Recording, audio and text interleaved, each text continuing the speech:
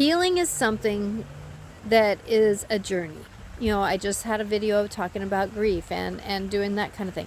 But healing is something that it's a journey. It's not something that we can really say, I'm healed, right?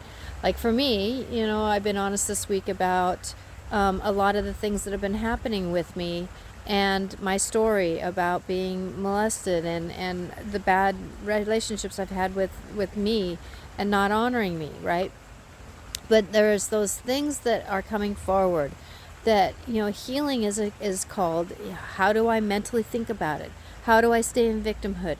How do I go forward in this? And the healing is part of the mentalness, that mental story that you need to go through.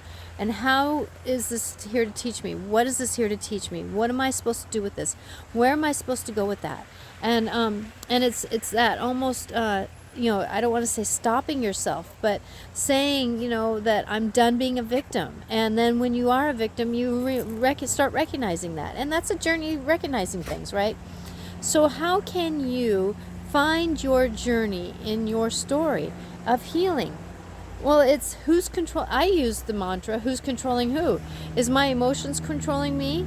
Is my story controlling me? Is the noise of the airplane trying to overwhelm my video? It's like, it's getting to that point where you're interactive, turning that pivot point of the negative into a positive and, negotiating it. And it's recognizing when a pattern starts happening.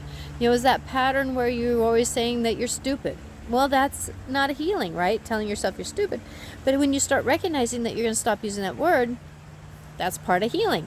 And healing is something that we do from the minute that we're born and to the minute that we go. And like my mother of heart said to me, Natasha, I've been stuck in my bed now towards the end of my life here. And, I've learned more about my life in the last 2 weeks being stuck in my bed than I have my whole life. It's a journey. So be kind to yourself on this journey. I'm Natasha Venter, intuitiveclarifications.com.